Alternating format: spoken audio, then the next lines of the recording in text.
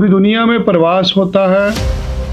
कोई प्रवास करता है स्टूडेंट वीज़ा पर, प्रवास करता है माइग्रेशन, कोई प्रवास करता है विजिटर वीज़ा पर। अक्सर प्रवासियों की समस्याएं बहुत ज़्यादा होती हैं। एक प्रवासी को निकालने की मुहिम है पूरी दुनिया से कि प्रवासियों को बाहर निकाल दो, ये हमारी रोजी रोटी छीन रहे हैं। दूसरी तरफ पूरी दुनिया आज वेलकम कर रही है इंजीनियर्स का, डॉक्टर्स का।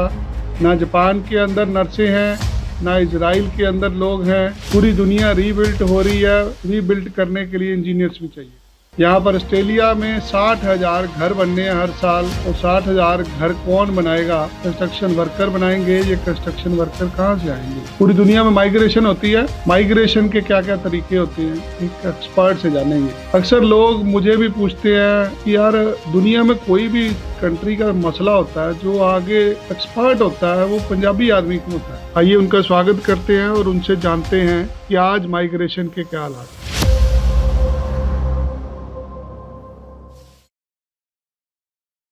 सुमिंदर जी, सत श्री अकाल। सत श्री अकाल विनय जी, थैंक यू वेरी मच आज मुझे मौका देने के लिए अपने टॉक शो में बोलने के लिए। जी सबसे पहले मैं अपने आप को इंट्रोड्यूस करवा दूं। जी मेरा नाम शमिंदर सिंह। मैं ऑस्ट्रेलियन गवर्नमेंट द्वारा रजिस्टर्ड माइग्रेशन एजेंट हूँ, लाइसेंस होल्डर हूँ। जी सर। माइग्रेशन के जितने भी केसेस हैं उनमें लीगली डील करने के लिए मैं पिछले 8 साल से इस इंडस्ट्री में काम कर रहा हूँ जी। और पहले इंडिया में भी काम करता था। इंडिया में भी मेरा ऑफिस है और ऑस्ट्रेलिया में भी ऑफिस है। और इसके साथ साथ मैं लाइसेंस होल्डर हूँ न्यूजीलैंड का भी, न्यूजीलैंड की लाइसेंस इमिग्रेशन एडवाइजर हूँ। आस करता हूँ कि ये जो आज का टॉक शो है, जितनी टॉक होगी हमारी, जितनी डिस्कशन होगी, उन एप्लीकेंट्स के लिए फ्रूटफुल होगी जो एक अच्छा सोल्यूशन ढूंढ रहे हैं बाहर जाने के लिए, चाहे वो परमानेंट वीजा हो, चाहे वो टेम्परेरी वीजा। सुमिंदर जी, आजकल ना कई तरह के कंसल्टेंट हैं पंजाब में, हरियाणा में। हमारे पास जब कोई स्टूडेंट आता है, कोई माइग्रेशन के लिए आता है, हमारे पास एक ही तरीका होता है, यार या तो आप विजिटर वीजा ले लो या स्टडी वीजा ले लो। जब कोई हमारे से परमानेंट इमिग्रेशन की, जनरल स्किल माइग्रेशन की बात करता है, हम लोग उसको गाइड ही नहीं कर पाते क्योंकि बड़ा टेक्निकल चीजें होती हैं। तो क्या होती है जनरल स्किल माइग्रेशन सर? बड़ा सही क्वेश्चन पूछा है जी। इसके लिए ना मैं थोड़ा बैकग्राउंड में जाऊंगा कि माइग्रेशन एजेंट बनता कैसे और होता क्या है। बड़े लोगों को यही नहीं पता होगा कि माइग्रेशन एजेंट होता क्या है। उनके लिए यह कि अगर उसके साथ एजेंट वर्ड लग गया तो इट मीन्स जैसे नॉर्मल है वैसे ही। तो माइग्रेशन एजेंट बनने के लिए सबसे पहले हमें 1 साल का माइग्रेशन लॉ का कोर्स करना पड़ता है, ऑस्ट्रेलियन माइग्रेशन लॉ का। उसके बाद हमें एग्जाम देने पड़ते हैं। 3 एग्जाम होते हैं कैपस्टोन के अंदर, कैपस्टोन कहते हैं उसको। इसके अंदर 3 स्टेप होते हैं। इंटरव्यू होती है, multiple choice single answer question होता है और लॉन्ग क्वेश्चन वाला एग्जाम होता है। तो 3 एग्जाम देने के बाद फिर आइल्स एकेडमिक में 7 बैंड लेने के बाद हमें लाइसेंस मिलता है। और ऑस्ट्रेलिया में रहते हुए अगर आपने इमिग्रेशन में डील करना है तो आपको लाइसेंस लेना पड़ेगा, अदरवाइज ये क्राइम है, आप कर नहीं सकते। इसके लिए सजा है और जेल है, ठीक है, फाइन भी होता है। और कंपैरेटिवली अगर वही इंडिया की बात करें, पंजाब हरियाणा की बात करें, तो 2 जने हैं जो इस टाइम पे लाइसेंस पे काम कर रहे हैं। एक बंदा होता है जो कह रहा है कि मेरे पास बहुत पैसा है, मैंने इमिग्रेशन का काम करना है। दूसरा बंदा होता है जो कहता है कि मैंने पैसा कमाना है इसलिए मैंने इमिग्रेशन का काम करना। तीसरी कैटेगरी जो है ना, कि जो कहते हैं कि हमें नॉलेज है इसलिए इमिग्रेशन का काम करना है, बहुत कम लोग मिलेंगे आपको। ये बड़ी कड़वी सच्चाई है इस इमिग्रेशन इंडस्ट्री की। सर, मुझे आज 18 साल हो गए काम करते हुए, आज भी हमें जनरल स्किल माइग्रेशन की कुछ भी नॉलेज नहीं है। सर, अगर आप मेरे पीछे देख रहे होगे ना जी, बुक्स पढ़ी हैं ये माइग्रेशन लॉ की। जी जी जी।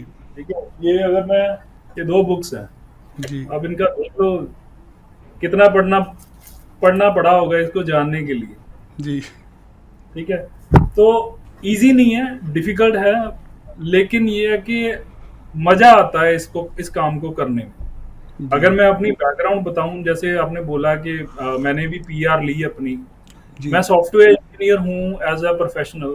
आईटी में मेरा 8 साल का एक्सपीरियंस है और उसके बाद मैं ऑस्ट्रेलिया परमानेंट रेजिडेंट के तौर पे मूव हुआ हूं 2019 में। मेरा ऑफिस लेकिन इंडिया में चल रहा है, फरीदकोट में। ठीक है, काफी साल से इंडस्ट्री में हूं मैं, इसमें भी। तो मेरा इंटरेस्ट है इसमें, लॉ में। यहाँ आके फिर मैंने लॉ पढ़ा, फिर मैंने लाइसेंस लिया। यहाँ इंटरेस्टिंग बहुत है ये वाला पार्ट, जो स्किल्ड माइग्रेशन वाला है। आप बिलीव नहीं करोगे, 1841 ऑक्यूपेशंस है टोटल, जिसमें 1841 ऑक्यूपेशन। 41 ऑक्यूपेशन है जिसमें लोग परमानेंट रेजिडेंट होके ऑस्ट्रेलिया मूव कर सकते हैं। जी, इसका मतलब कोई भी आ सकता है। हाँ, बिल्कुल। अगर वो जी, उनकी जो एलिजिबिलिटी मीट करता है तो डेफिनिटली आ सकता है। मैं टेक्निकल किसी भी चीज़ में जाने से पहले मैं एक डिस्क्लेमर दे देना चाहता हूँ, जो मेरी जी, लाइसेंस की ऑब्लिगेशन भी है क्योंकि मैंने जी, कोड जी, ऑफ कंडक्ट को फॉलो करना है कि जितनी भी आज हम बात करेंगे, वो जनरल डिस्कशन है। इसको कोई भी बंदा माइग्रेशन एडवाइस नहीं ले मानेगा। जी, जी, जी, माइग्रेशन एडवाइस आपने लेनी है, अपॉइंटमेंट बुक करवाओ, प्रोफेशनल सर्विसेज के लिए क्लाइंट एग्रीमेंट साइन करो, मैं जी, आपको प्रोफेशनल एडवाइस जी, दूंगा। जी, आज जो हमारी डिस्कशन होगी ये जनरल डिस्कशन है टू गिव आइडिया, जी, इंफॉर्मेशन।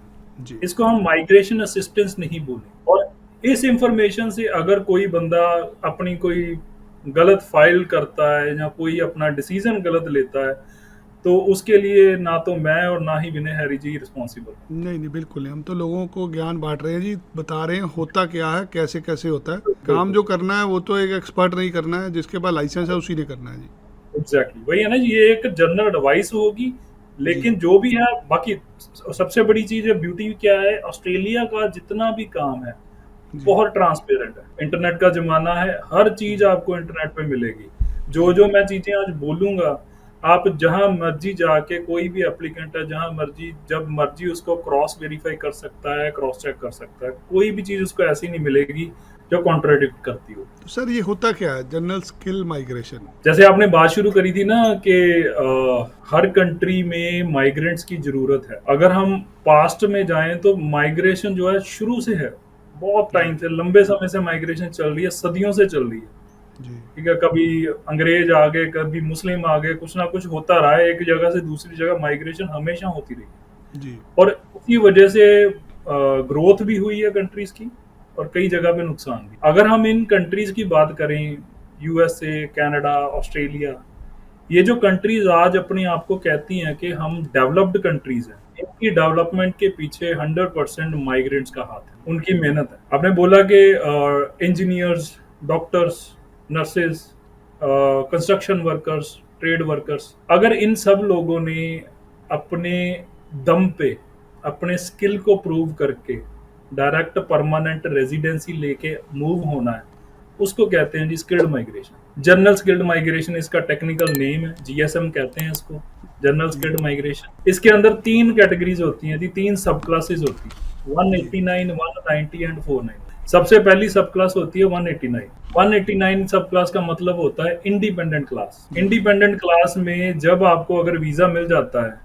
तो आप पूरे ऑस्ट्रेलिया में कहीं भी जाके रह सकते हो, आपके ऊपर कोई भी रिस्ट्रिक्शन नहीं होगी, कोई भी कंडीशन नहीं लगी होगी अगर आपको वीजा 189 में मिल जाता है। सेकंड आता है जी 190। 190 स्टेट स्पॉन्सरशिप होती है। जी, स्टेट स्पॉन्सरशिप में एक स्टेट आपके ऑक्यूपेशन के अकॉर्डिंगली आपको नॉमिनेशन देती है, उसके बदले में आपको 5 पॉइंट देती है। उन 5 पॉइंट्स के बदले में वो आपसे कमिटमेंट लेती है कि आपने 2 साल के लिए इस स्टेट में रहना।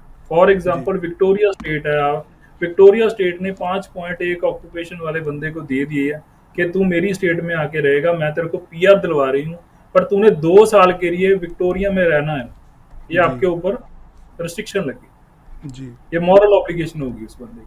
तीसरी कैटेगरी होती है 491। जी, ये डायरेक्ट पीआर नहीं होती, लेकिन ये टीआर लीडिंग टू पीआर होती है। 491 टेम्परेरी वीजा होता है। जी, इसमें जो एक पर्टिकुलर रीजनल एरिया है वो जी, 15 पॉइंट्स देता है एप्लीकेंट, और उसके बदले में कंडीशन लगा देता है कि आपने रीजनल एरिया में 3 साल के लिए रहना है। जो कुछ भी करना है आपने उस रीजनल एरिया में ही रह के करना है, उसके बदले में हम आपको 15 पॉइंट देते हैं। और 3 साल रहने के बाद 491 वीजा पे 191 के लिए बंदा एलिजिबल हो जाएगा। 191 पीआर होती है, जी। तो ये visa TR leading to PR होता है। और सो इन तीनों पीआर के वीजा 3 तरह के वीज़े हो गए, 189, 190 और 191। 491, हाँ 191, लेकिन वो 491 पहले के आदमी बाद 491 पे आएगा, उस पे कितनी देर काम करना पड़ेगा? 3 साल रहना पड़ेगा, काम नहीं रहना पड़ेगा। 3 साल रहेंगे हम लोग एक रीजनल एरिया में, उसके बाद फिर हम जाएंगे। हाँ जी, फिर उसके बाद 191 अप्लाई हो जाए। तो इसमें मिनिमम जो पॉइंट की एलिजिबिलिटी होती है वो 65 पॉइंट्स चाहिए बंदे को अपने। जी सर। तो यहाँ भी डिफरेंस आता है कि भी 189 क्यों करे बंदा, या 190 क्यों करे, या 491 क्यों करे। जी, उसके लिए ऑक्यूपेशन लिस्ट होती हैं कई, तो कई ऑक्यूपेशन 189 के लिए एलिजिबल हैं, कई ऑक्यूपेशन सिर्फ 190 के लिए एलिजिबल हैं, कई ऑक्यूपेशन सिर्फ और सिर्फ 491 के लिए एलिजिबल होते हैं। तो जी फॉर एग्जांपल मिनिमम जो पॉइंट है वो 65 पॉइंट्स चाहिए बंदे को। 65 पॉइंट्स अगर बंदे के पास है तो वो डायरेक्टली 189 डाल देगा। फॉर एग्जांपल किसी बंदे के पॉइंट ही 60 बंदे हैं तो वो बंदा स्टेट स्पॉन्सरशिप डालेगा और 5 पॉइंट स्टेट दे देगी, तो उसका 65 वाली एलिजिबिलिटी मीट हो जाएगी। कोई बंदा बिल्कुल ही ऐसा है कि जो ज्यादा स्किल नहीं है, उसके पॉइंट ही 50 बंदे हैं, तो वो 491 के लिए जाएगा, स्टेट उसको 15 पॉइंट दे देगी और 65 पॉइंट मिलके वो एलिजिबल हो जाए। ये जो पॉइंट सिस्टम है या जो वीजा है, इसके लिए 3 स्टेप होते हैं, 3 स्टेप फॉलो करने पड़ते हैं। सबसे पहला स्टेप होगा स्किल असेसमेंट। तो स्किल असेसमेंट में जितने भी ऑक्यूपेशन है, मैंने जितने भी ऑक्यूपेशन बोले 1800 कैली के नजदीक जो ऑक्यूपेशन है, हर एक ऑक्यूपेशन की अलग रिक्वायरमेंट है, जी हर एक ऑक्यूपेशन की स्किल असेसिंग बॉडी अलग है और हर एक स्किल असेसिंग बॉडी की रिक्वायरमेंट्स अलग है। तो बंदा पहले स्किल असेसमेंट अप्लाई करेगा, सबसे पहला स्टेप है। जी स्किल असेसमेंट पॉजिटिव आने के बाद सेकंड स्टेप होगा ईओआई लॉजमेंट, जी एक्सप्रेशन ऑफ इंटरेस्ट। जी एक्सप्रेशन ऑफ इंटरेस्ट में जो मैंने पॉइंट्स डिस्कस करे थे कि 65 पॉइंट्स मिनिमम होने चाहिए। जी अगर बंदा वो 65 पॉइंट्स मिनिमम वाली एलिजिबिलिटी मीट करता है तो उसकी ईओआई लॉज हो जाएगी। और कई स्टेट्स हैं जिनके अंदर आरओआई भी लॉज होती है, रजिस्ट्रेशन ऑफ इंटरेस्ट। एक जी एक्सप्रेशन ऑफ इंटरेस्ट और स्टेट का पर्टिकुलर होता है रजिस्ट्रेशन ऑफ इंटरेस्ट। उन पॉइंट्स के accordingly EOI and ROI lodge होगी, उन जी पॉइंट्स के अकॉर्डिंगली फिर उनको इनविटेशन आएगा, जी invitation to lodge visa. Invitation आने के बाद 60 डेज के अंदर अंदर बंदे ने वीजा लॉज करना होता है। जी सर। कोई सब क्लास है, चाहे 189 है, 190 है या 491 है, कि जिस कैटेगरी में उनको इनविटेशन आया है विद इन 60 डेज उसको वीजा लॉज करना है। फिर ठीक है थर्ड सर। स्टेप में लॉजमेंट होगी जी और आउटकम होगी। थर्ड स्टेप क्या होगा सर? लॉजमेंट। वीजा लॉजमेंट जी, बिल्कुल। जी, उसके बाद फिर रिजल्ट आएगा। जो रिजल्ट आएगा बिल्कुल, फिर उसके बाद बंदे को वीजा ग्रांट है, पीआर है, उसकी जो उसने मूव होना है अपना। सर इसका प्रोसेसिंग टाइम क्या होता है जी सारे काम का? ये बड़ा ग्रे एरिया है जी, ये डिपेंड करता है। जी सबसे पहली चीज है, अगर मैं स्किल असेसिंग बॉडी की बात करूं तो स्किल असेसमेंट में अलग अलग बॉडीज हैं और उनका अलग अलग क्राइटेरिया, अलग अलग टाइम है उसका। जैसे मैं जी एक स्किल असेसिंग बॉडी की बात करता हूं, वेटासिस। ठीक है जी, वेटासिस में अगर आप स्किल असेसमेंट के लिए एप्लीकेशन डालते हो, जो जो ऑक्यूपेशन उसके अंदर आते हैं, तो जी अगर तो आप नॉर्मल अपनी एप्लीकेशन डालते हो, $1070 फीस है आज के अकॉर्डिंगली। जी ठीक है, 17 सितंबर 2025 के अकॉर्डिंगली, तो 1070 आज के अकॉर्डिंगली फीस है उसकी, जी स्किल असेसिंग बॉडी की। अगर उसमें डालता है बंदा तो 8 से 12 वीक के अंदर अंदर आउटकम आती है। जी तो उसके अंदर उनका अलग से है कि अगर आप $806 एक्स्ट्रा भर देते हो प्रायोरिटी प्रोसेसिंग के अंदर, जी। ठीक है, तो 10 दिन के अंदर अंदर रिजल्ट आ जाएगा। अच्छा, उसमें 10 दिन में मिल जाएगा? 10 दिन में रिजल्ट आ जाएगा। तो ये चीज होगी पहली, तो इसमें वेरी हो गया, वेरी कर गया जी के टाइम। फिर सेकंड स्टेप जो है अपना ईओआई लॉजमेंट।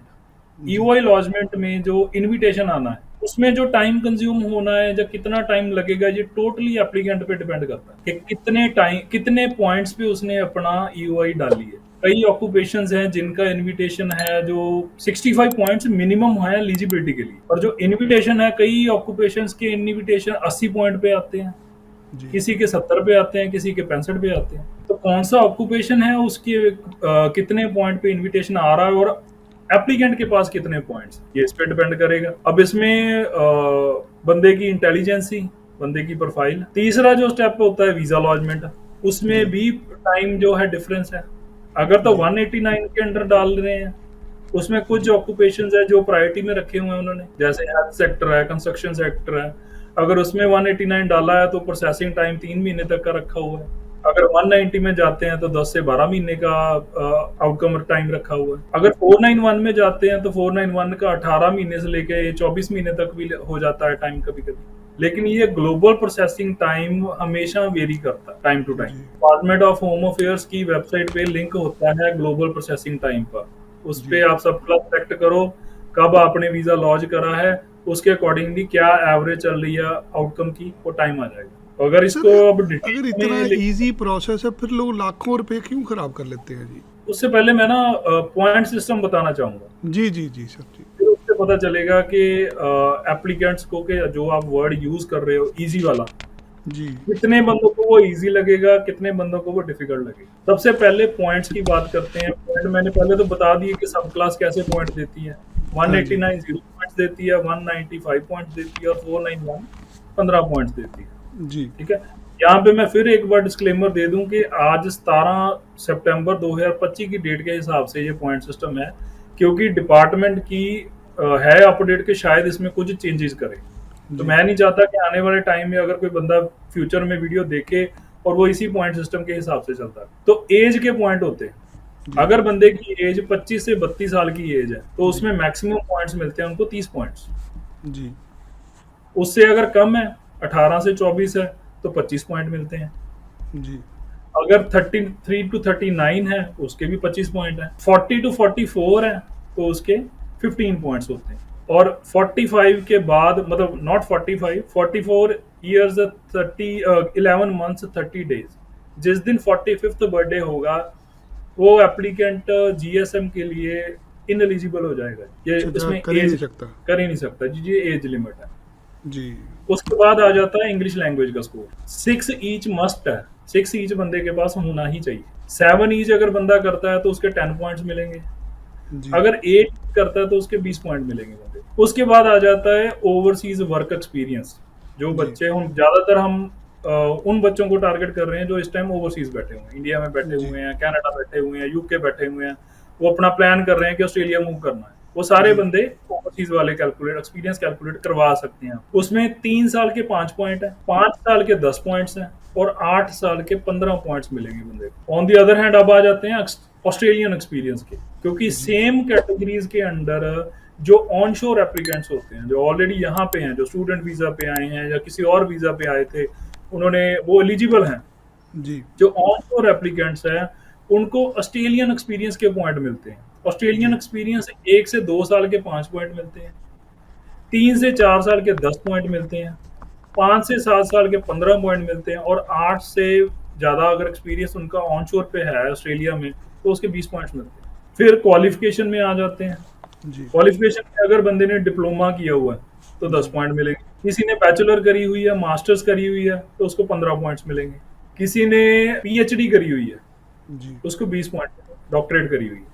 जी, तो bachelor masters 15 point, doctors 20 point. Australian education है किसी के पास, उसने ऑस्ट्रेलियन एजुकेशन मीट करी हुई है रिक्वायरमेंट, 5 पॉइंट मिलेंगे। जी, ऑस्ट्रेलिया में स्पेशलिस्ट एजुकेशन है उसके पास, बंदे के पास, 5 पॉइंट उसके मिलेंगे। स्पेशलिस्ट एजुकेशन में साइंस वगैरह, टेक्नोलॉजी, स्टेम के अंदर जो क्वालिफिकेशंस आती हैं वो आ जाती हैं, तो 5 पॉइंट उसके लिए एक्स्ट्रा मिलेंगे। नाटी का एग्जाम होता है एक, सीसीएल जी, नाटी कहते हैं उसको। जी, ये एक इंटरप्रेटर का एग्जाम होता है, जी, उसके भी 5 पॉइंट मिलते हैं एप्लीकेंट। फिर आ जाता है जी बंदे की खुद की प्रोफाइल में, अगर तो बंदा अनमैरिड है, सिंगल है, जी, जी, उसको स्टेट में 10 पॉइंट मिलेंगे। लेकिन अगर वही एप्लीकेंट मैरिड है, उसको 0 पॉइंट मिलेगा, लेकिन वो पॉइंट्स क्लेम कर सकता है अगर उसके पास स्किल्ड पार्टनर है या उसके पार्टनर के पास 6 ईच है। मतलब जी, अगर उनका पार्टनर 6 ईच स्कोर कर सकता है तो 5 पॉइंट, अगर उसके पार्टनर की भी स्किल असेसमेंट हो सकती है तो 5 पॉइंट उसको मिल जाएंगे। तो जो 10 पॉइंट अनमैरिड को मिले थे, वो 10 पॉइंट मैरिड बंदा भी ले सकता है अगर वो मीट कर जाए जो रिक्वायरमेंट। ठीक है जी। लास्ट में आ जाता है प्रोफेशनल ईयर। यहाँ जी, पे ऑस्ट्रेलिया में एक कोर्स होता है जो उसके लिए 1 साल की स्टडी होती है, प्रोफेशनल ईयर बोलते हैं उसको। जी, वो आईटी, इंजीनियरिंग और अकाउंटिंग में होता था। अकाउंटिंग के लिए रिसेंटली उन्होंने बंद कर दिया और आईटी और इंजीनियरिंग के लिए अभी भी एलिजिबल है, तो उसमें उनको 5 पॉइंट मिल जाते हैं। जी, तो अब इतने पॉइंट का कॉम्बिनेशन होता है, 65 पॉइंट्स मिनिमम है। अब जो आपका क्वेश्चन था कि अगर बंदा इतने कम पैसे में एलिजिबल हो के पीआर ले सकता है, जी, तो फिर लोग इतना खर्चा क्यों करते हैं? सबसे पहली प्रॉब्लम तो है कि जी इनको नॉलेज ही नहीं है कि ऐसा कोई प्रोग्राम अवेलेबल भी है। हमारे लोगों की एक कमी है छोटी सी। अगर कोई बंदा बोलेगा कि मैं आपको 25-30 लाख में विजिटर वीजा दिलवा देता हूँ, उसको वो पैसे दे देंगे। लेकिन अगर कोई बंदा बोले कि आप लीगली 7-8 लाख रुपए में पीआर लेके ऑस्ट्रेलिया मूव हो सकते हो, तो वो जी, बोलेंगे कि नहीं ये स्कैम है। ठीक है, क्योंकि उनको लगेगा इतना सस्ता तो हो ही नहीं सकता। अगर इसमें 7-8 हजार को अलग अलग कैटेगरी में डिवाइड करूं कि ये 7-8 लाख हजार लाख की जो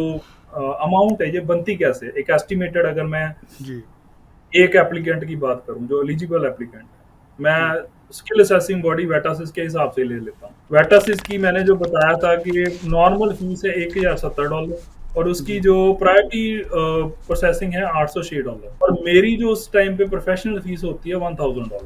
कितना हो गया? $2806 हो गए, जी सर। 2876 जी $2876 हो गए। जी ठीक है जी।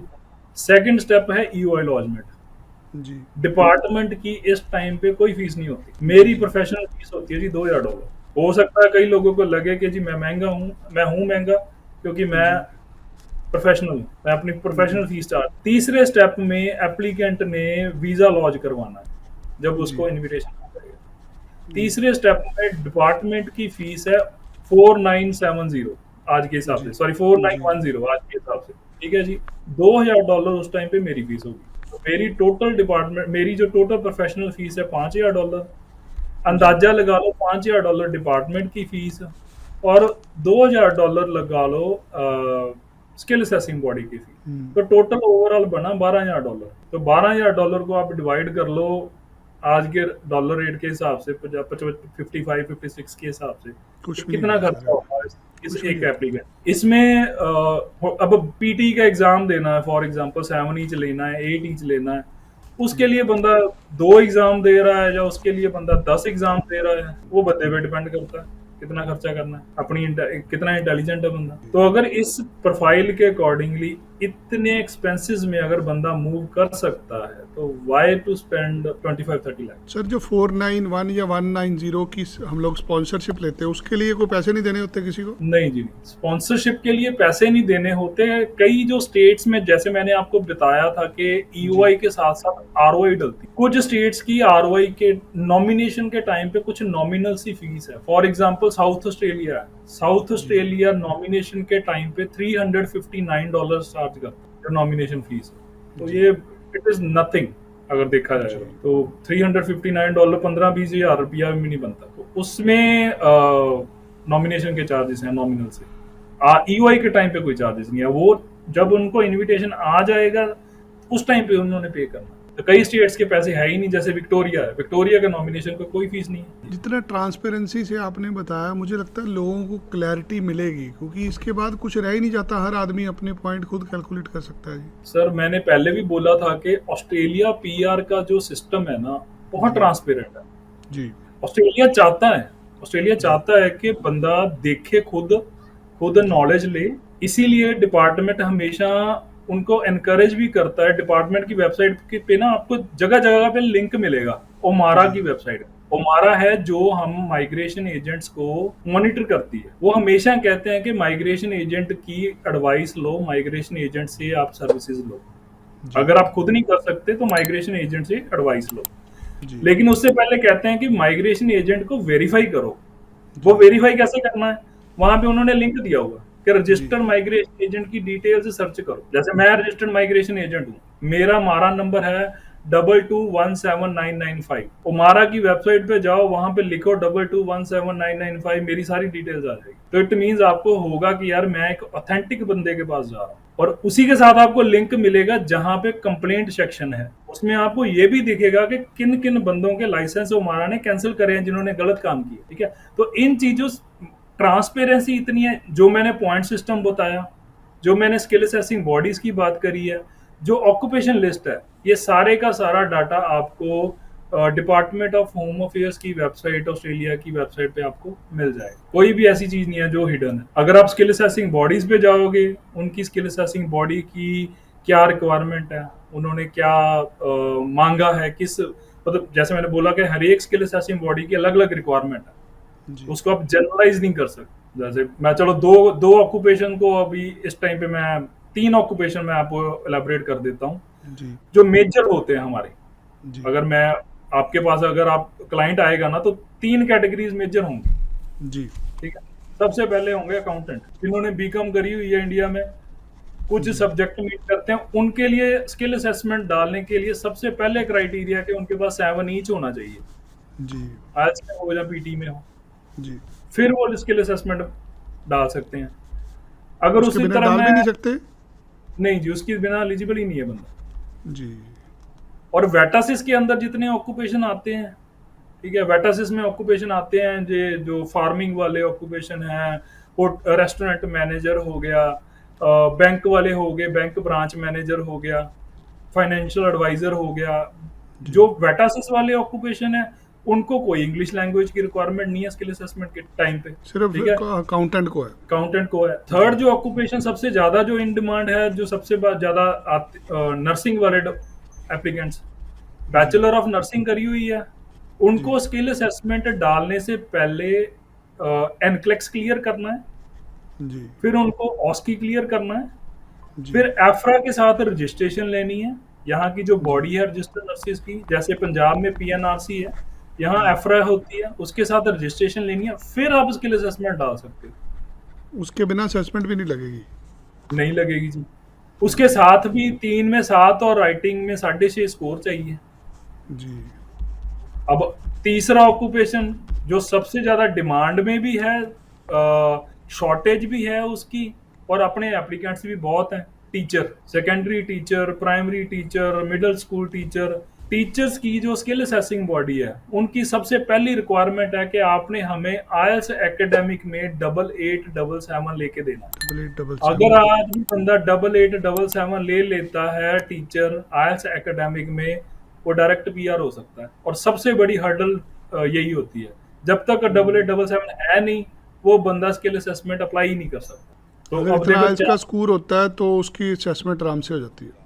हाँ जी, आईएलटीएस का स्कोर, और एक रिक्वायरमेंट होती है कि 45 डेज का उन्होंने अपना ट्रेनिंग का सर्टिफिकेट प्रोवाइड करना है। जो इनकी बीएड के टाइम पे स्कूल में जो ट्रेनिंग लगती है ना, हाँ उसका जी। 45 डेज का प्रूफ देना होता है कि हमारी 45 डेज की ट्रेनिंग लगी थी। ये दो जी। मेजर रिक्वायरमेंट्स है टीचर जी। के लिए, यही नहीं पूरी हो पाती हमारे टीचर से। तो अब देखो, स्किल असेसिंग बॉडीज की हर एक बॉडी की अलग अलग रिक्वायरमेंट होगी। सर हमारे पास जो लोग आते हैं ना जी, वो आते हैं भूखे कि उनको खाना चाहिए। मैं अगर उनके सामने रख दूंगा ना जी कि ये पूरा मेन्यू है जी, ये रेसिपी है, उस तरफ चलता ही नहीं। वो कह रहा है जी पैसे लो, मेरा काम करके दो। अब यहाँ पे ये लोग आते हैं जिसने बैंक में कोई नौकरी कर रहा है, दूसरा आदमी जो आईटी कंपनी में काम कर रहा है। ये दो ही तरह के यहाँ पे हमारे पास लोग आते हैं ज़्यादा।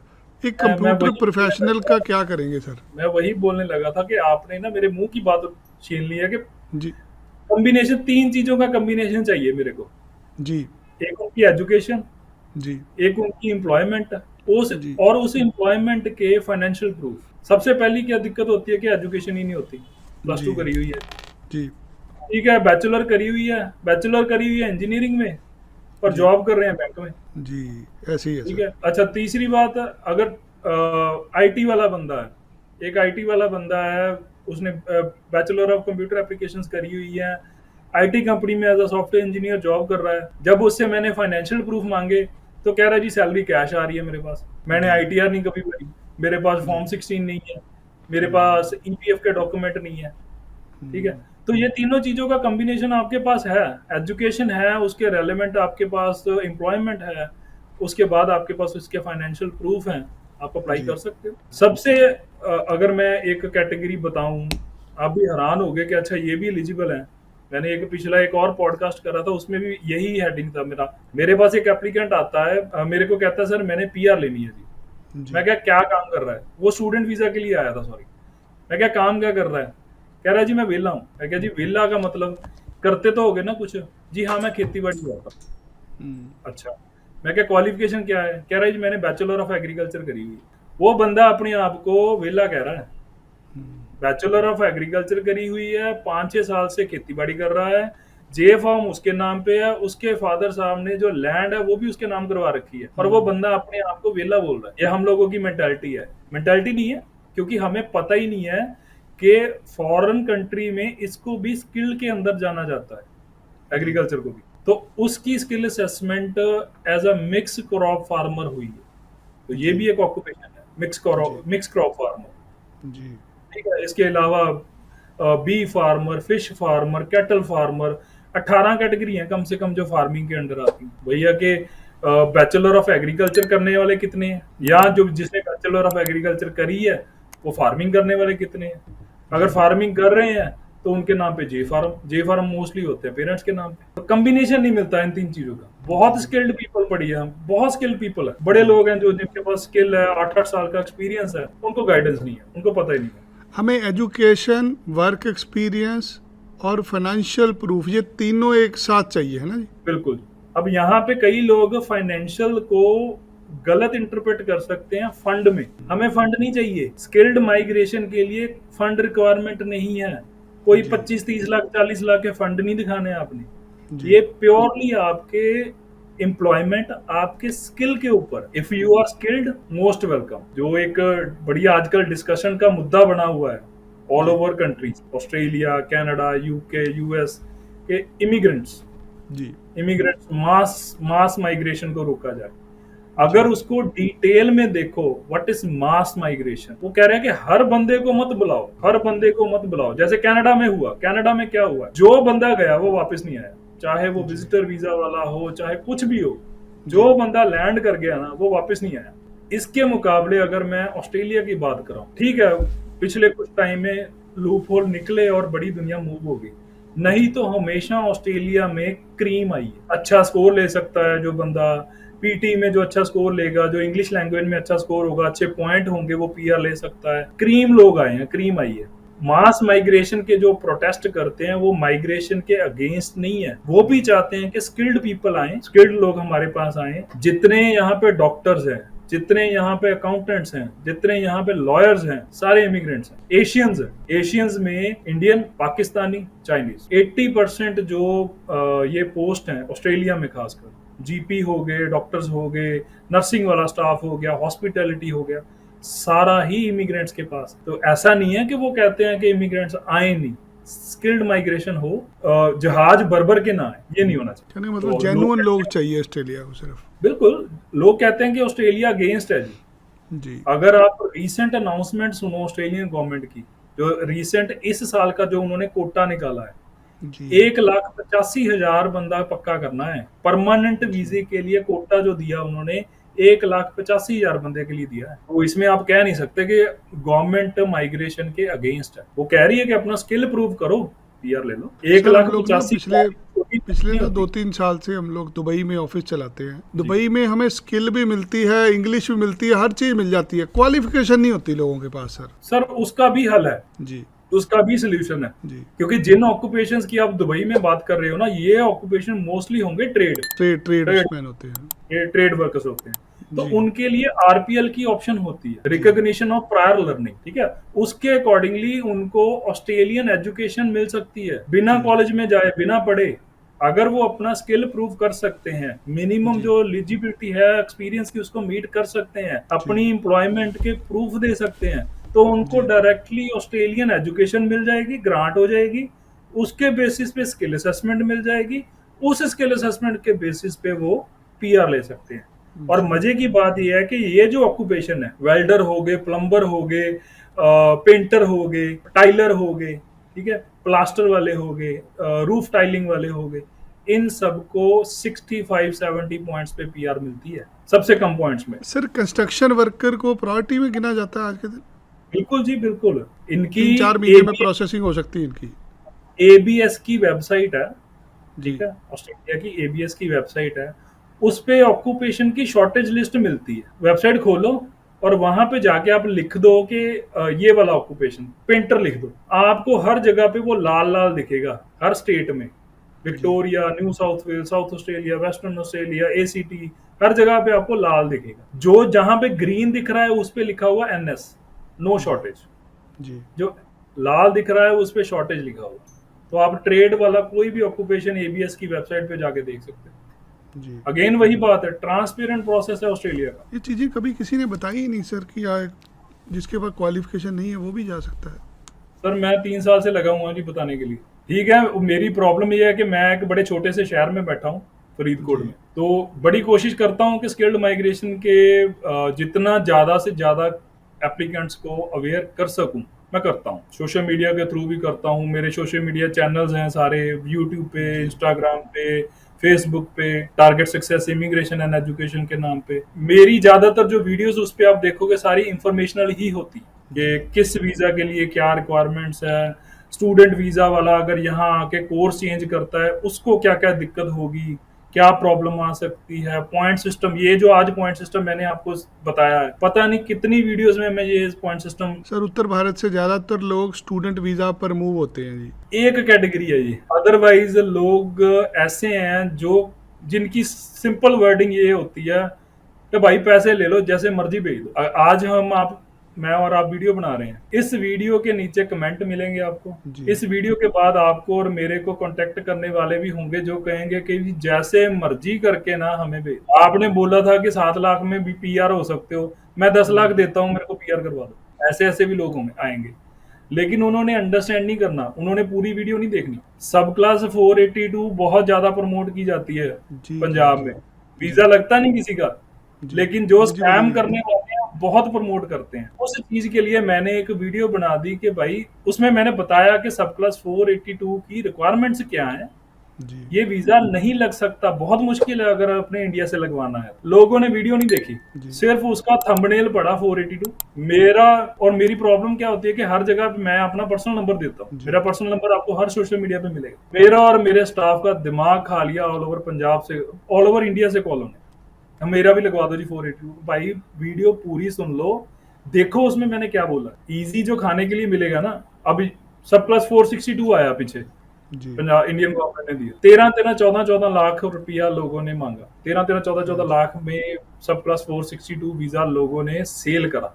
विजिटर वीजा, विजिटर वीजा का स्कैम इतना चला, नकली विजिटर वीजा एडिटिंग जी करके दे देते, 25-25 लाख। अवेयर करने की कोशिश करी, मैंने अवेयर करने की कोशिश करी, वीडियो बनाई, मेरे को कॉल्स आनी शुरू हो गई कि तू भाई क्यों किसी को गाइड कर रहा है, तूने जिंदा रहना कि नहीं रहना। तो फिर मैंने बंद कर दिया, मैं कहा ठीक है भाई, जिसने पैसे देने हैं दो, जिसने नहीं देने ना दो। सर आज स्टूडेंट वीज़ा लेके लोग ऑस्ट्रेलिया जाते हैं, बहुत कम लोग हैं जो पढ़ाई खत्म करते हैं, लोग 6 महीने बाद उसको छोड़ देते हैं। क्या ये लीगल है उसको छोड़ के किसी और कोर्स में चेंज कर लेना? लीगल है, लेकिन उसमें लूप होल यूज होता है। इसका लॉन्ग टर्म अगर देखो तो नुकसान स्टूडेंट को ही होना। मेरे खुद के स्टूडेंट आते हैं इंडिया से, मेरे पास आते हैं कि सर मैंने कोर्स चेंज करवाना है। मैं एक बार मना करूंगा कि नहीं करवाना, मैं 2 बार मना करूंगा नहीं करवाना, तीसरी बार मैं उसका कोर्स चेंज करवा दूंगा, क्योंकि अगर मैंने नहीं करवाया किसी और एजेंट ने करवा देना। इसमें 2 चीजें हैं यहाँ पे ऑस्ट्रेलिया में, एक माइग्रेशन का एजेंट होते हैं, एक एजुकेशन कंसल्टेंट होते हैं। माइग्रेशन एजेंट हमेशा स्टूडेंट का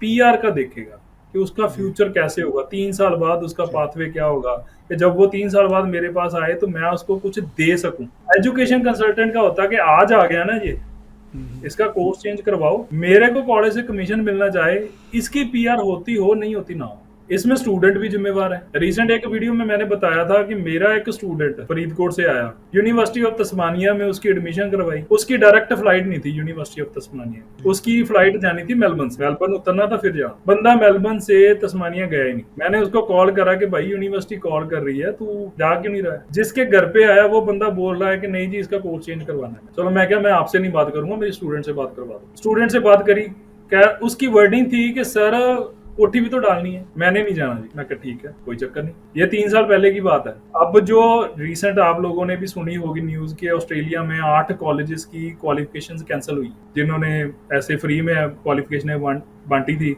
स्टूडेंट जो कहते थे मैंने कॉलेज नहीं जाना, मेरी असाइनमेंट भी कोई बना के दे देगा, मैंने सिर्फ काम करना है, उन स्टूडेंट्स की जो 25,000 स्टूडेंट्स की क्वालिफिकेशन कैंसिल हुई है, उनमें से वो एक था। अब मेरे पास आ गया कि सर मेरी क्वालिफिकेशन कैंसिल हो गई है जी, अब मेरा वीजा रिस्क पे है, मैं क्या करूं। मैं कहा कुछ नहीं, जो कोठी बनाई है, अब देखो वहां पैसा भेज तो दिया, वहां से पैसा वापस आता है। कोठी बनानी बहुत इजी है, क्या आप वहां से पैसा वापस ला के दोबारा बैचलर या कुछ कोर्स में कर सकते हो? मैं आपकी हेल्प नहीं करूँ। अगर आप कहो कि मैं प्रोफेशनली आपकी हेल्प करूँ, मैं नहीं करूँ। मैंने एक टाइम आपको सही एडवाइस देने की कोशिश करी, आपने नहीं मानी, मैं नहीं करूँ। मैं 2 चीजों की एग्जांपल देता हूं, जो स्टूडेंट कोर्स चेंज करता है। डिफरेंस सबसे पहले यही पीआर के पॉइंट्स को ध्यान में रखते हुए 2 चीजों को मैं डिफाइन करूंगा। सबसे पहली चीज है एज। मोस्टली स्टूडेंट जो +2 वाला आता है उसकी एज होती है 18-20 साल, ठीक है। बैचलर करने आएगा, 23 साल की एज उसकी खत्म होगी, फिर उसको 3 साल की टीआर मिलेगी, तो वो 25 साल क्रॉस कर सकता है और मैक्सिमम पॉइंट्स जो 30 मिलने हैं एज के वो मिल जाएंगे, ठीक है। तो 2 कॉम्बिनेशन हो गए यहाँ पे, एक तो 30 30 पॉइंट मिल गए उसको अपनी एज के, और 15 पॉइंट उसको मिल गए बैचलर। 30 और 15 45। वो बच्चा यहाँ पे आके कोर्स चेंज करेगा, वो मोस्ट प्रोबेबली लेगा डिप्लोमा, ट्रेड कोर्स, कुकरी ले ली, ऑटोमोटिव ले ली, ये कोर्स लेगा, वो होगा डिप्लोमा। 1.5-2 साल में वो खत्म हो जाएगा और उसको टीआर मिलेगी 1.5 साल की। ठीक है, तो 20 साल की एज है, 2 साल में कोर्स खत्म हो गया, 1.5 साल की टीआर मिली, एज रहेगी 23, ज्यादा से ज्यादा 24। तो डिप्लोमे के मिले 10 पॉइंट, एज के मिले 25 पॉइंट, 35 पॉइंट, उस तरफ थे 45 पॉइंट। एक तो 10 पॉइंट का डिफरेंस और एक लीगली ऑस्ट्रेलिया में स्टे करने का टाइम मिला हुआ था, वो हमने खुद ही कट शॉर्ट कर लिया। हमने पैसा इतना इसलिए लगाया था ना कि ऑस्ट्रेलिया हमें रहने के लिए, लीगली रहने के लिए दे, मौका दे। हमें उन्होंने 3 साल के लिए रहने का मौका दिया, बाय कर रहे हैं बेसिकली, हमें उसको कट शॉर्ट कर दिया, अपनी एलिजिबिलिटी भी खराब करी, पॉइंट्स भी खराब करे, और एंड पे जाके कहाँ पे होता है, खत्म कहाँ पे हो रहा है जाके, most of the student eligible ही नहीं हो पाता पीआर के लिए सॉरी।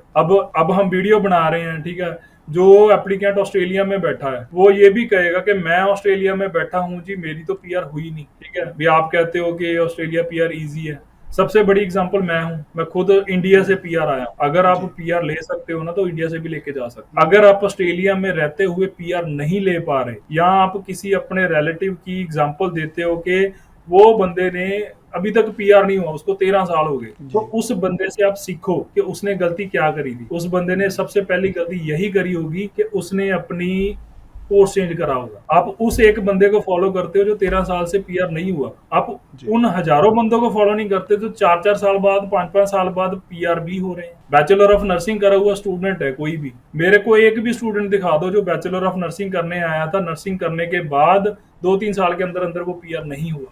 लेकिन वही है, एग्जाम्पल लेंगे उसकी, जो 13 साल बाद आया था, कोर्स ड्रॉप कर दिया, फिर प्रोटेक्शन वीजा डाल दिया, फिर दूसरा वीजा डाल दिया, रिफ्यूज हो गया, फिर एमआरटी में डाल दिया, फिर एआरटी पे आ गया, फिर जुडिशियल पे चला गया, मतलब सिर्फ टाइम बाय करता रहा, कंप्लीट कुछ नहीं करा।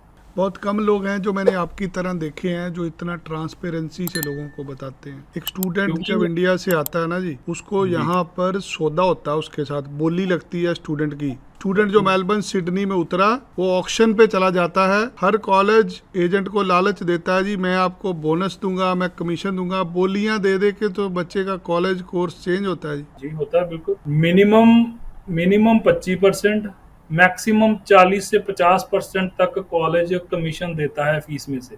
तो वो बच्चे की पीआर की तो बात ही नहीं हो रही जी, ना उसके करियर की बात हो रही है, तो बेचा जा रहा है जी उसको।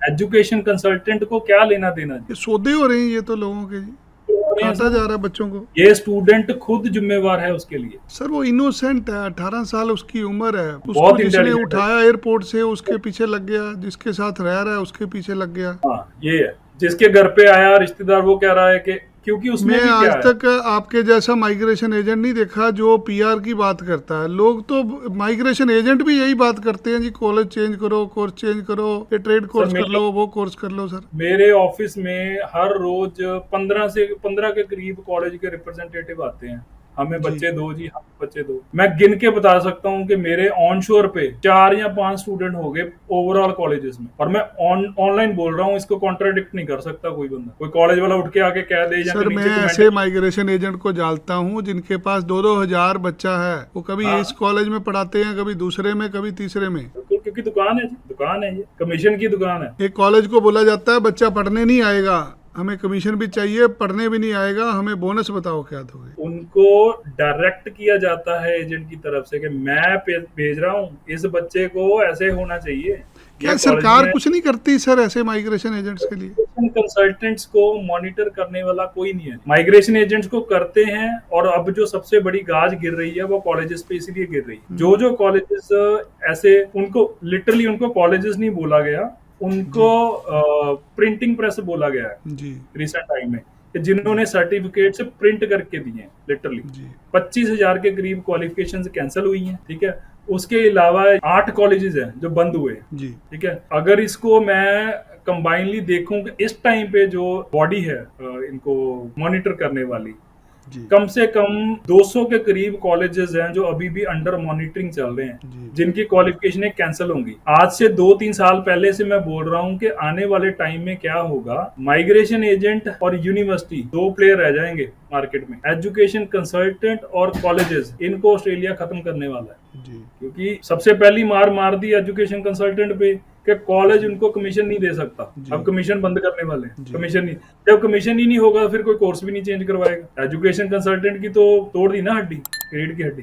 उनका रीढ़ की हड्डी थी कमीशन। जब उन्होंने कॉलेज को बोल देना है कि भी आप किसी को कमीशन नहीं पे करोगे, तो जब कमीशन ही नहीं मिलेगा फिर एजुकेशन कंसल्टेंट कोर्स ही नहीं चेंज करवाएगा। सर, जो भी स्टूडेंट उतरता है उसको एडवाइस चाहिए होती है, वो आगे क्या करे, कैसे पीआर होगा, जाएगा वो माइग्रेशन एजेंट के पास, माइग्रेशन एजेंट फिर अपनी दुकान खोल के बैठ जाता है। सर मैं इस चीज पे कॉन्ट्राडिक्ट करूंगा कि माइग्रेशन एजेंट भी हमेशा ऐसे करता, एजुकेशन कंसल्टेंट करता है। हाँ, ये कह जो सकते आपने हैं। बोला ना कि बच्चा शरीफ है, बच्चा बच्चे को नॉलेज नहीं है, जी। बच्चा छोड़ो सर, मेरे को वीडियो शुरू करने, जब हमने वीडियो शुरू करी है, जी। मेरे को डिफाइन करना पड़ा है कि what is registered migration agent. जी जी रजिस्टर्ड माइग्रेशन एजेंट होता क्या है, मेरे को आपको बताना पड़ा जी। वीडियो के जरिए।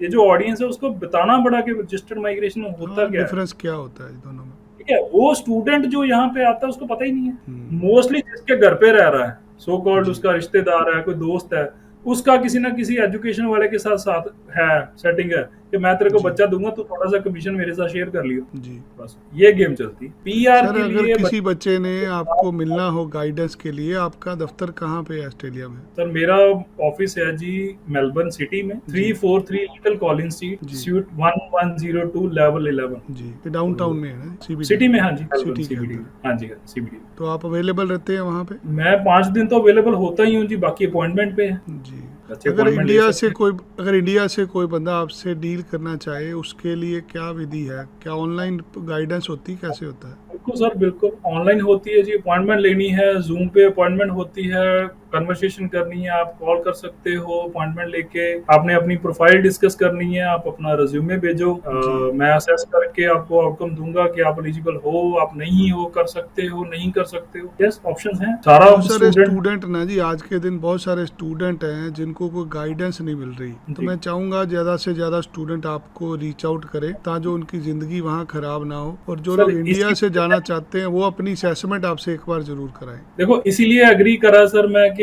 मैं पॉडकास्ट में जरूर हिस्सा बनना चाहूंगा जी इंफॉर्मेशन जी के लिए। जी आप भी देखो कि मेरे हिसाब से ये आपकी और मेरी सबसे एक पहली इंटरेक्शन जी है। जी जी सर। तो अदरवाइज बंदा सोचता है कि यार मैं पता नहीं क्या बोलूंगा, क्या नहीं जी बोलूंगा। जी लेकिन जो मैंने आपको बोला था कि मैं इंफॉर्मेशन देने की कोशिश करूंगा जितनी दे सका। जी ठीक है, कई लोग सोच रहे होंगे कि यार ये बहुत बोलता है।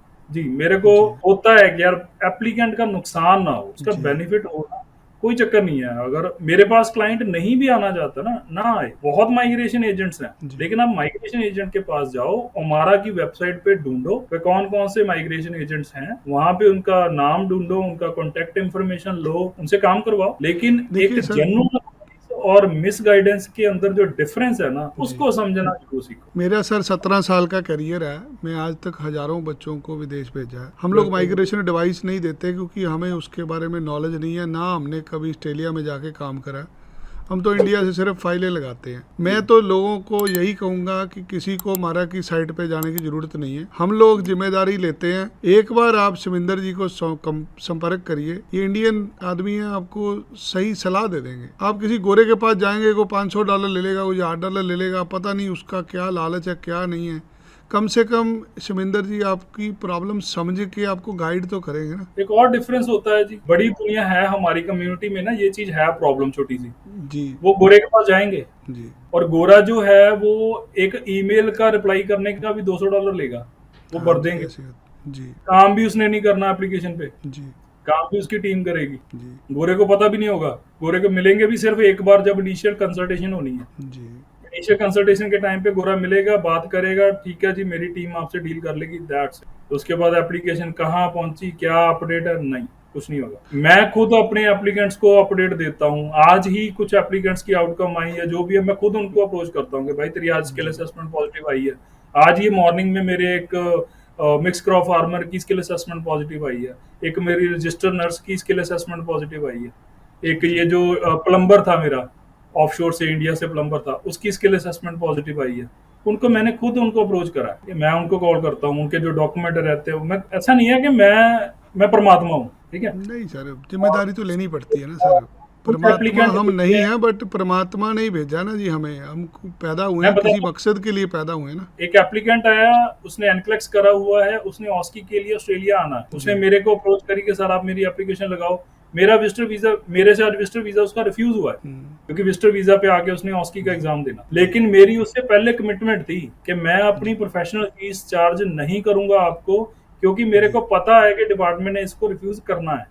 जी मेरे को एक रिफ्यूजल मिलेगी, फिर मैं डिपार्टमेंट के उस केस ऑफिसर की रिपोर्ट करूंगा और इस केस को मैं चैलेंज करके दोबारा वीजा लॉन्च करूंगा। मैं आपसे वीजा की फीस नहीं जी। लूंगा, आपने सिर्फ इमिग्रेशन की फीस भरनी है, मैं अपनी प्रोफेशनल फीस नहीं लूंगा, ठीक है। क्योंकि मेरे को पता है कि मैं चैलेंज करके ले सकता हूँ वीजा, जो जेन्युइन वीजा बनता है वो मैं ले सकता हूँ। शमिंदर जी, अगर किसी के साथ कुछ गलत होता है ऑस्ट्रेलिया के अंदर, किसी स्टूडेंट के साथ गलत हो रहा है, यहाँ पे किसी माइग्रेशन लेने वाले किसी ने जनरल स्किल माइग्रेशन की एप्लीकेशन लगानी है, अगर उसके साथ कुछ गलत होता है तो उसके जिम्मेदार भी हम लोग ही माने जाएंगे, क्योंकि हम लोगों ने समय रहते लोगों को गाइड नहीं करा। बिल्कुल जी, बिल्कुल। ये जिम्मेदारी तो लेनी पड़ेगी ना, आप इससे थोड़ी भाग पाओगे सर। सर एक एग्जांपल दे देता हूँ जी, वही है कि चलो कॉन्फिडेंशियलिटी की वजह से मैं नाम नहीं ले सकता एप्लीकेंट का। जी जी एप्लीकेंट मेरे पास पहुंचा, लास्ट ईयर की बात है, उसके पास पॉजिटिव स्किल असेसमेंट है, जी ठीक है। पहला स्टेप उसका कवर कर लिया। जलंधर में कोई है माइग्रेशन का काम करते हैं, जी। उनका मेजर मोटा काम है कि सिर्फ स्किल असेसमेंट पॉजिटिव दिलवानी है, हाँ जी। सेकंड स्टेप पे लेके नहीं जाना बंदों को। किसी को भी ईयूआई लेके डालनी, जाते ईयूआई डालनी नहीं है। जी उस बंदे की स्किल असेसमेंट पॉजिटिव आई हुई है, अच्छे पॉइंट है, अच्छी उसकी प्रोफाइल है, जी उस ईयूआई नहीं लॉन्च करी हुई। अगर ईयूआई लॉन्च करी होती तो ही उसको इनविटेशन आता। जी 3 साल बाद उसकी स्किल असेसमेंट एक्सपायर होगी, वेटासिस की स्किल असेसमेंट। वो मेरे पास आया कि सर मैंने जी दोबारा शुरू करनी है स्किल असेसमेंट। मैंने उससे पूछा मेरे को ईयूआई का डाटा दो। उसको यही नहीं पता कि ईयूआई होता क्या है, ईयूआई डालनी भी होती है। सिर्फ उनका काम है कि 50-60 हजार रुपया अपनी स्किल असेसमेंट की फीस लो, किसी से ईयूआई की भी फीस ले लेते हैं। डाली ईयूआई, नहीं डाली, कोई लेना देना नहीं। अब उस एप्लीकेंट की एज जो है वो 39 प्लस होगी, जी उसके पॉइंट 10 पॉइंट कम हो गए उसके। जो उसकी एलिजिबिलिटी थी, उसने मेहनत भी करी, उसने पैसा भी लगाया। अब यहाँ पे कसूर किसका है बताइए। जिम्मेदारी तो सर फिर अल्टीमेटली लोग तो एजेंट को ही गलत बोलते हैं सर। और उसमें वही आ गया ना जी, एजेंट और रजिस्टर्ड माइग्रेशन एजेंट। अब जो आप कह रहे थे कि भी ढूंढने की जरूरत नहीं है हमारा की वेबसाइट पे, जी जी जी मैं कहता हूँ ढूंढने की जरूरत है। बड़े लोग हैं जो कहते हैं, अपने आप को क्लेम कर रहे हैं कि हम रजिस्टर्ड माइग्रेशन एजेंट हैं।